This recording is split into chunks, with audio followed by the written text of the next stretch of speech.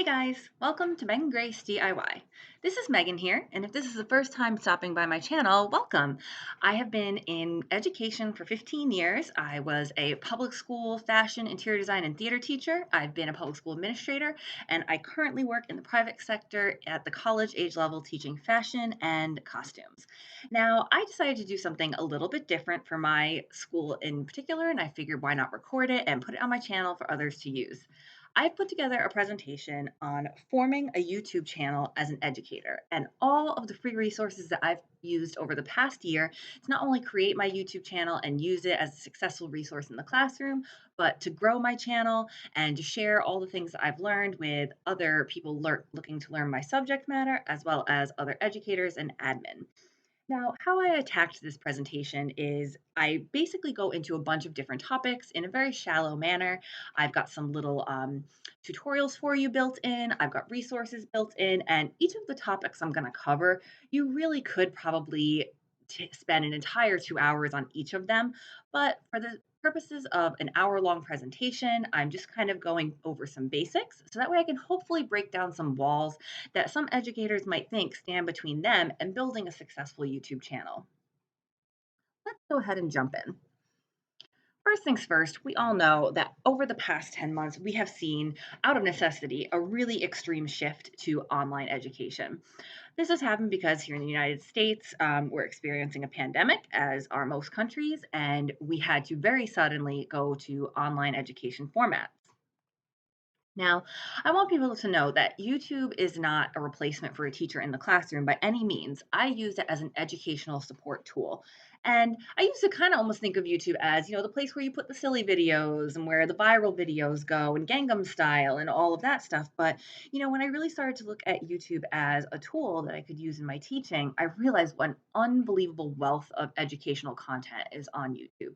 So, besides having my own channel, I also use YouTube to cite experts and have video clips and have lots of other, you know, really interesting aspects to my lessons. So, it's not just me talking to my students for an hour or 2 hours. I love my voice. I'm sure you guys love my voice, but it can get really tiring after a while.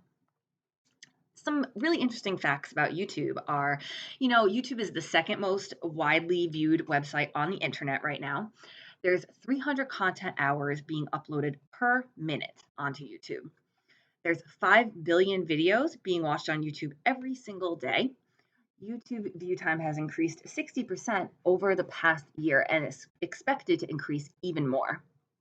Lastly, there's a whole section of YouTube that the creators at YouTube have prepared for educators if you would like to use YouTube as an educational resource. So that way, say you're an elementary teacher and you want to use YouTube videos in your classroom, you can go through that education section to make sure that you're protecting your students, you're not putting up anything that might have inappropriate content for them. And if you're looking to just use other content on if you're looking to just use other creators' content, you can very, very easily use YouTube as a resource within your classroom. Now, more and more teachers are also starting to develop their own channels. And this can be not only a really fun thing for a teacher to do, it's not only helpful to your students, but you can also start creating a nice little side income or possibly your main income from creating your own YouTube channel. So, if you have access to these files, both of these links bring you to some great resources. The bottom link is an article by vidIQ, which is a lovely YouTube support website that talks about how more and more educators are turning to YouTube to create another source of income. Now, why did I start a channel? So, back in May of 2019, I was kind of futzing around on YouTube one night and I just happened to search for sewing videos. Now, I've been sewing since I was 8 years old. I consider myself not necessarily an expert, but a very, very high level sewer. I'm an expert in some areas, but I always have more to learn. And I was looking, I think I just typed in how do you make a dress, just kind of curious to see what was out there. And the first video that came up had over 300,000 views, and it was very technically inaccurate. And I was watching it just as someone who's been to fashion school, who's been technically trained in sewing, really cringing inside because a lot of the techniques that the person was using, and though she had a very lovely personality and it was edited well, the techniques were really incorrect. And I was thinking if I was in the seat of the student, as teachers often do, that if I tried to follow this video, what she created, I could not replicate it. And that's kind of a problem. And I feel bad for anybody who followed that tutorial and then wasted their fabric because there were just so many things she didn't point out to make her lesson actually functional.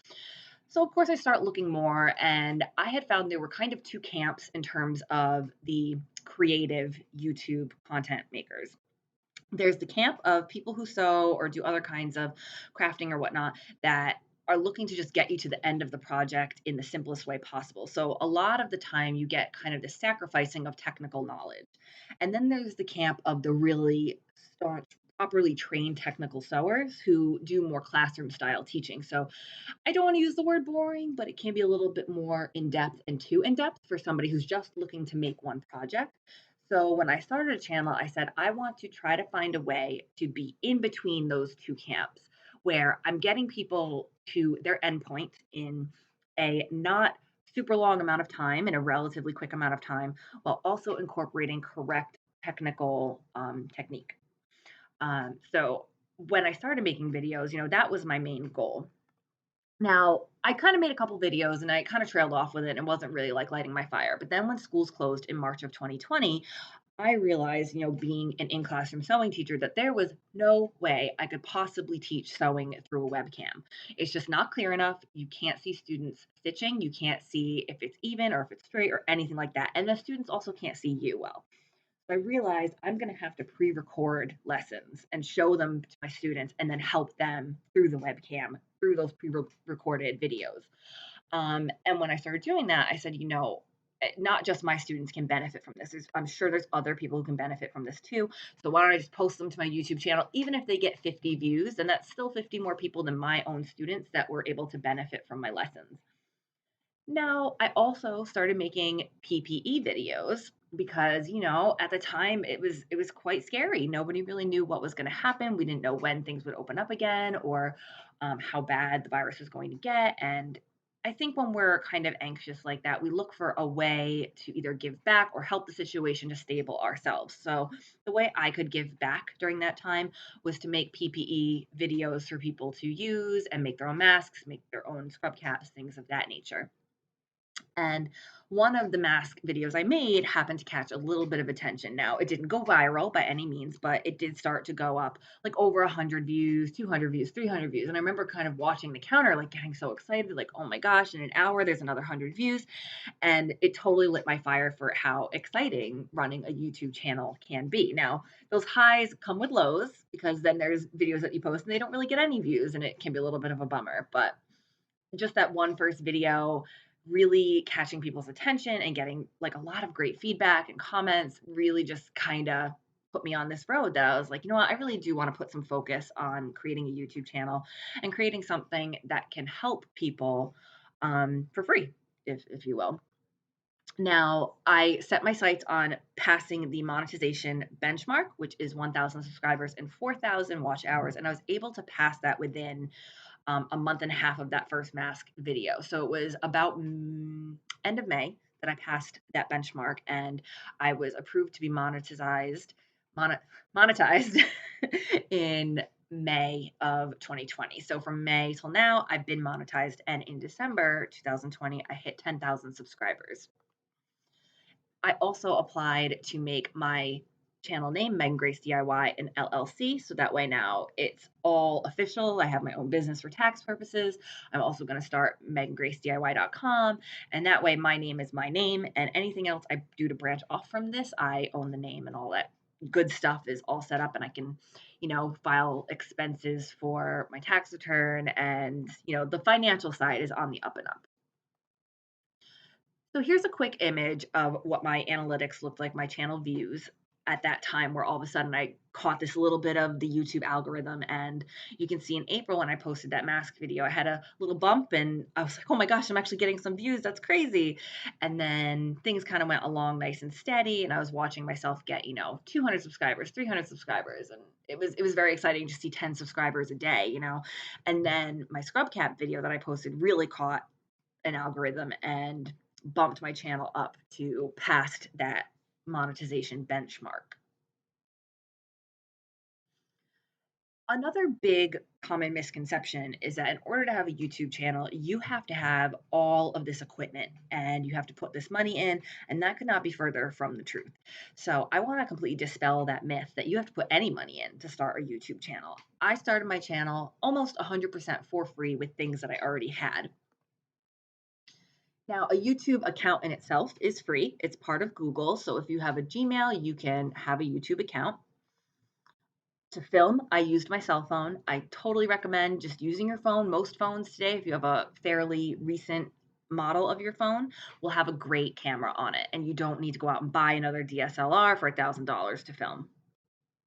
To edit, I use free iMovie software on my phone.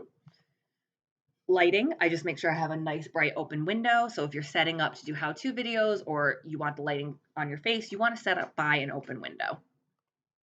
Voiceovers, I use the microphone on my cell phone. And you'll hear later in this presentation, I have a video that I edited on my phone, and the vocals are very clear for, having it just be on my cell phone.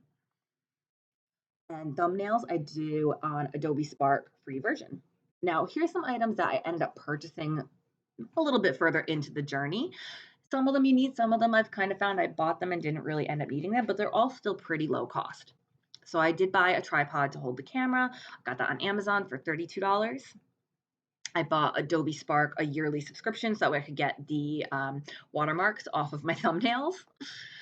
I bought a relatively inexpensive light diffuser kit so that way, the open window is great, but sometimes, especially if it's a very bright day, it can be a little bit too concentrated if you're trying to do a face shot and it can really wash your face out. So I definitely recommend looking into getting a light diffuser kit. This can break down, so if you have a small area, you don't have to take up a ton of space. You can put it in its carrying case when you're done. I also purchased additional memory space for my phone because when you start to record quite often, you do tend to use up the space on your phone very easily.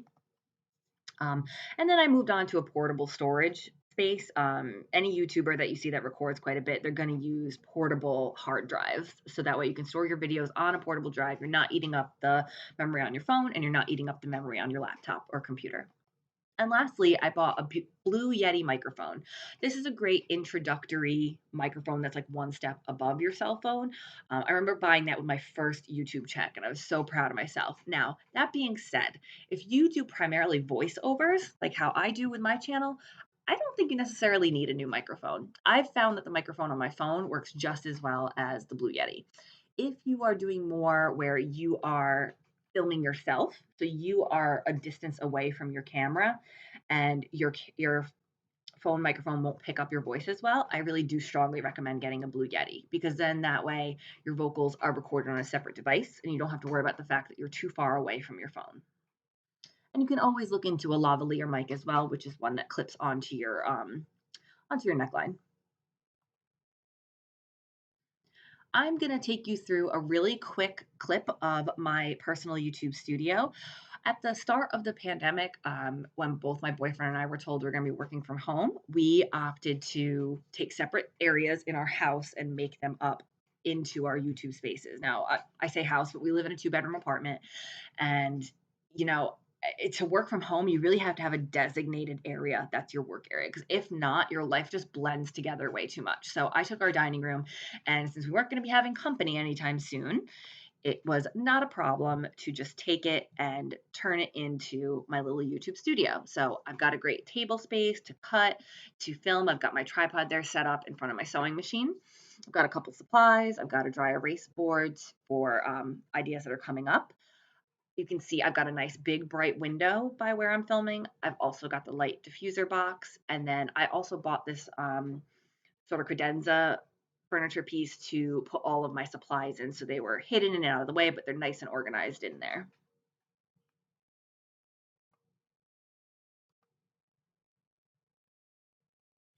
Next, I want to take you on a channel tour if you have never ever seen what your own YouTube channel looks like before. Now, everybody has a quote unquote channel, but it depends on whether or not you're uploading videos and you're adding things to it. So, like I said before, if you have a Google email, there is a channel associated with that. So, I'm going to take you really quick from your Google email to the front page of your channel and to the back page of your channel.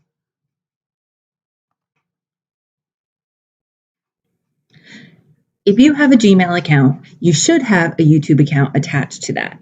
Now, most people don't want their YouTube channel to be attached to their personal email, so I started a new email under the same name before I started my actual YouTube channel. So, coming from Gmail, I'm just going to go ahead, I'm going to hop over to YouTube. This is going to bring me to my front page of YouTube, and I know I'm signed in as myself because my little icon comes up here. I am going to click there and go over to your channel. So now this is what my channel looks like basically to the public. And this is where I can put my profile picture or my logo, and then you can design your own channel art as well. Then if you want to see the behind the scenes part, we go over to YouTube Studio. And this is basically where you can upload your videos, you can keep track of your videos, you can see all your analytics. And the cool thing about this is the more subscribers you gain, this will kind of change and you get almost access to new levels the higher up in the YouTube schema that you get. So a little bit later on in the presentation, I'm going to go over into this analytics section and show you all of the data that YouTube gathers for you that you can look at to kind of help drive the direction that your YouTube channel is going to go in.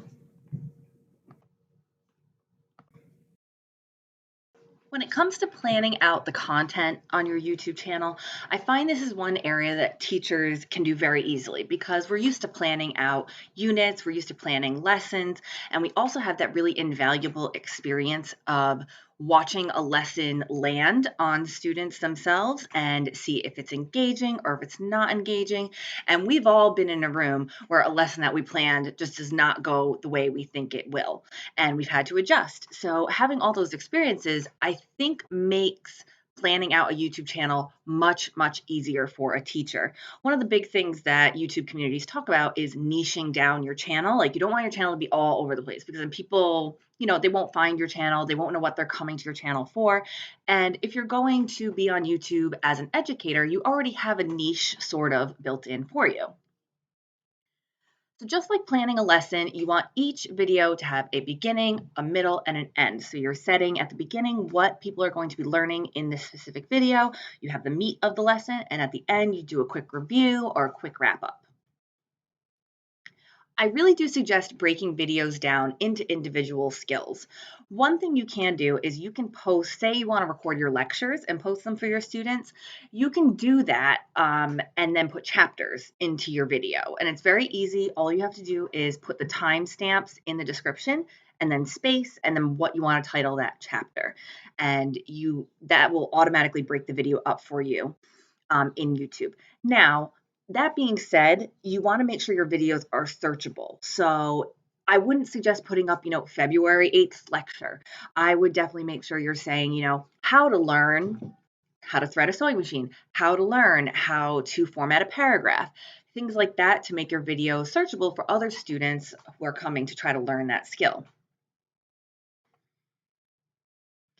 Another big thing is to make sure you get to the point of your video in a direct fashion. There's a lot of YouTubers out there, I hate to say, that kind of putz around in their videos, that add a lot of extra fluff.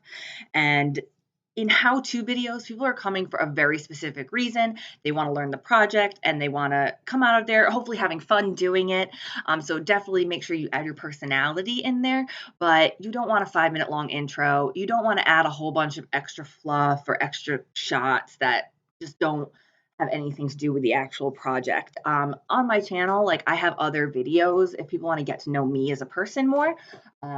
But I don't include that stuff into my how-to videos because, again, people want to get to the end of the project in a timely fashion while learning things. Now, my channel centers around informational videos, basic skills videos, and full tutorials. And I think this is a great way to break things up. Now, I've got a bunch of shorter videos that are really specific individual skills. How to sew on a button, how to sew on a snap, how to thread a sewing machine. So these are things that any person at home, whether they are a fashion student or a home sewer, might be searching for. So how many times has a button fallen off and you've been like, oh, I don't want to take this to get fixed. How do I sew on a button? You're going to type it into YouTube and hopefully my video will come up. Now I'm going to point this out later during a tutorial video, but another great part of having these smaller lessons is that I can branch them off of bigger tutorials like I have here. So I've got bigger projects. These are actually projects I did in my Sewing 1 class. So we did a shirt, we did a skirt, we did a dress, and that way other people can learn how to make this garment as well, and my students can replay anytime they need to. They can go back and review a certain part of the dress, and then in case I didn't get to demoing every single step, they can watch the video at home and cover some ground that we may not have covered.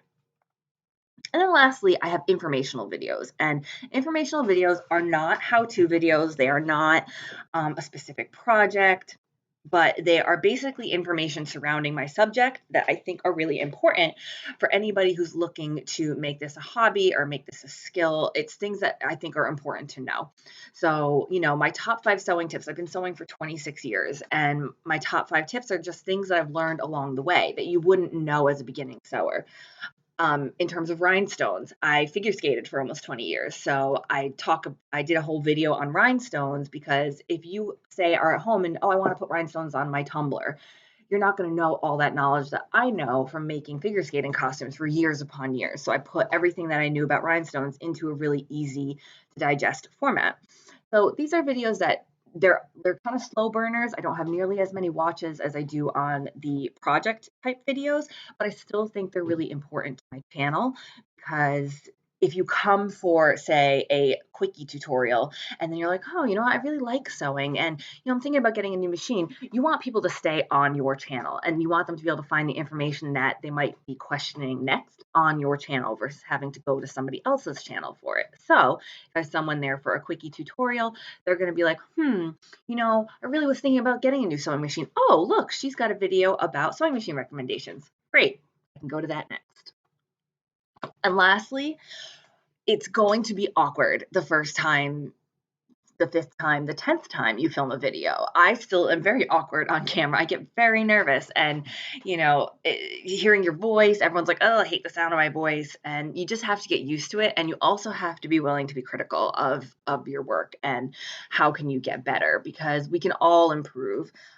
Even after having done this for almost a year, I have eons and eons to go and to improve. So you have to allow yourself to say, oh, I do repeat that one word a lot. I do repeat that one phrase. I do stutter a little bit. I am a little bit disjointed and think of ways that you can improve those things. Another great way to improve on yourself is to post your videos in forums where it's other YouTubers and they'll give feedback to your video and ways to improve. Because sometimes we don't see the ways that we can improve and other people do, and it's really glaring to them. Like for example, I was on there the other day trying to help other YouTubers, and there's a lovely girl who did a baking video, and it was a great video. Like she had all the bare bones there, but her lighting was it was dark. So for a how-to video, you want to be really well lit. So just that one thing, hopefully she takes that advice, and I think it would really, really improve her videos. I just finished recording a really quick tutorial for one of my classes on how to download the software that we're going to use for the semester. So I'm looking right now at OBS, which is a free software you can download online that will not only record your screen and record your audio for you, it'll capture whatever you're doing on your actual computer, and there's lots of different settings to how you want it to capture. Right now I have it set to capture my entire computer, but you can also stream with this software and do lots of other fun things. So I'm going to shrink this down. This is my desktop. Right here is the file that I just recorded for my students. So I'm going to go over to my YouTube channel. I'm going to click on my icon here and go to YouTube Studio. And this is going to pop up with, this is my channel. This is my channel dashboard. And you can see here's all like the information about my channel. This is the last video that I uploaded, and I'm going to go over to this create button right here. I'm going to go to upload videos. I'm going to select files from my desktop, the one that I just recorded. Double click. And there we go. And we're just going to go ahead. We're going to, I have in here an automatic upload for the description, but this description doesn't really apply to this video. So I'm going to go ahead. I'm going to adjust that later, but I'm going to delete this for now because this is actually for sewing videos. Just clear all of that out.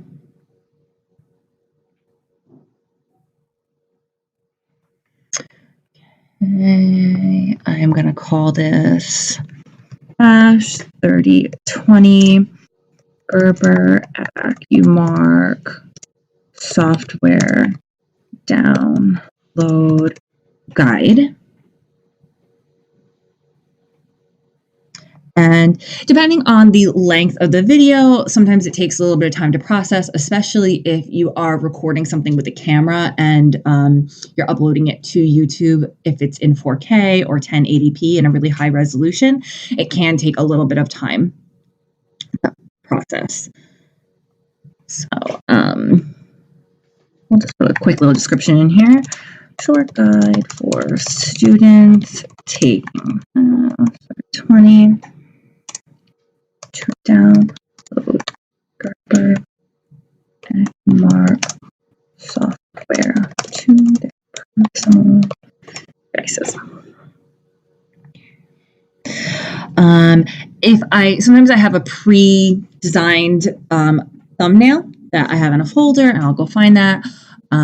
Otherwise, this will actually generate here with clips from the actual video. So once this processes, it'll give you these clips. I'm going to go ahead. I already have an AccuMark software playlist. I did this class last spring when everything closed down. It's not made for kids. So I can just go ahead and hit next. Monetization, I'm not going to worry about my monetization for this video at this time because, quite frankly, not really many people watch the AccuMark videos. It's pretty not well-known software. So I'm not going to worry about any of this because we're not monetizing. Video elements. It won't let me do any of this right now because my video hasn't finished processing yet. Right now it says upload complete, processing will begin shortly. So this is basically if you start uploading videos regularly, you can add an end screen if you'd like. So when you watch a regular YouTube channel, you see at the end, it's like subscribe or watch this video next. That's an end screen. Cards are really great because cards are basically internal links in the video. So say I'm doing a more advanced demonstration that has several different sewing techniques in it. What I will do is I'll link cards to the shorter, more technique-based videos that are associated with that larger demonstration. So for an example, say I'm doing a video where we're making a gathered skirt and putting in the zipper. I might do a little bit quicker in the video, but I might have a different video that shows students how to specifically put in that type of zipper in a more explained format. So a card or a link will basically pop up at the top of the video saying, do you need more information on how to do a centered zipper? That's the example I'm using. Click on this video and students can then jump right over to the video that will help them if they're confused in that specific part of the demonstration. Okay. And right now I'm going to make this unlisted. What you can do, you have a couple different options here. You can do private, which is only you and people you choose can watch the video. Unlisted is what I do for a lot of my class videos, which is basically only the people that I send the link can watch it. So I'll send the link just to that specific class. It won't be a video that's out there for everybody to see. And then public means anyone can search the video and watch the video. So some of my more like, if they're really specific and niche down for a class, I won't make it public. But if they're ones that are like, oh, anyone can learn how to make a mask or anyone could benefit from learning how to thread an industrial sewing machine, I'll make those videos public. You can also schedule things to premiere at a certain time. So say like you have a class Wednesday at 10 and you want to make sure students are working on watching that video Wednesday at 10, you can schedule it to premiere Wednesday at 10. And the other nice thing too about if you say you make your video unlisted and just send the link to students in your class, you can use the little counter, the view counter, to see how many students in your class have watched it. Now, you can't necessarily see who watched it, but you can see if you have a class of 20 and only 3 people have watched the video, you're going to know that only 3 people in your class watched the video. And we're going to go ahead and we're going to save. It's almost done processing here. My video is 13 minutes and 32 seconds long. So I'm going to go ahead and close that. And then if I go over to content, we can see this is my newest video here. And right now it's pending because it's still processing. When the video is processing, that's basically YouTube's way of double checking to make sure you don't have any copywritten material. And then usually over the next 24 hours or so, it'll run through an algorithm to check to see if there's any violence, any swearing, any adult content, especially if you clicked on that your video is made for children. They've gotten a lot better in terms of vetting material for children. So that's basically what's happening during the processing part of the video. Now, this is going to conclude part one. I split this presentation up into 2 different parts, mostly because I had an issue with the sound the first time recording it, but hopefully it's a little bit more digestible in 2 separate sections. So if you'd like to continue on, please go ahead and click part 2. And if this is where you leave me, I hope you enjoyed this presentation. Please make sure to hit subscribe and notify on the way out. And if you have any questions, you can find me at megangracediy@gmail.com, on Facebook, on Pinterest, and on Instagram. Hope to see all of you soon. Talk to you later. Bye.